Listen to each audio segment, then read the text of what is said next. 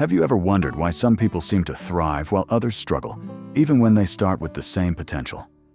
The answer may lie in something called the Pygmalion Effect, the idea that higher expectations can actually lead to higher performance.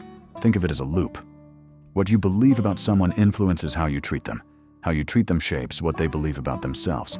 What they believe about themselves affects how they behave, and their behavior ultimately reinforces your original belief, causing the cycle to repeat.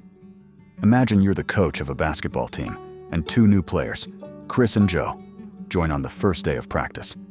Chris reminds you of a famous player you admire, while Joe reminds you of someone from high school who always got on your nerves. Without realizing it, you've already formed expectations, and those expectations begin shaping your actions. You encourage Chris to work harder, practice longer, and learn from his mistakes, while Joe receives less attention, less feedback, and less patience. Over time, Chris feels valued and begins believing in himself because he senses that you believe in him. Joe, meanwhile, feels overlooked and slowly starts doubting his own abilities. Those beliefs shape their actions.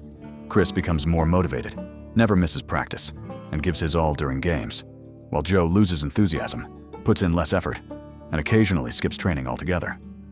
Eventually, your original expectations seem to come true. Chris improves rapidly, becomes more confident, and performs better, while Joe's progress slows and his motivation fades. Looking at the results, you might think, I knew it. My instincts were right. But were they? This phenomenon is also known as the Rosenthal effect, named after Harvard psychologist Robert Rosenthal. In one of his early studies, participants were asked to train rats to run through a maze.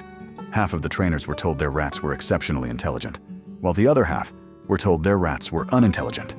In reality, all the rats were identical, yet the supposedly smart rats consistently outperformed the dumb rats. The trainers' expectations had influenced the animals' performance. Rosenthal later partnered with educator Lenore Jacobson to test the same idea in schools. At the beginning of the school year, teachers were told that certain randomly selected students possessed extraordinary potential and were likely to show exceptional intellectual growth. In truth, those students were completely average and had been chosen at random, yet by the end of the year, they showed significantly greater improvements on IQ tests than their classmates.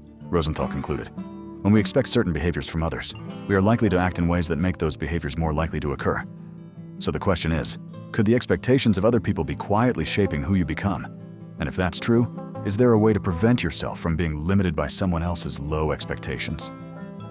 Think about it. And if you enjoyed this exploration of psychology, human behavior, and the hidden forces that shape our lives, be sure to subscribe for more.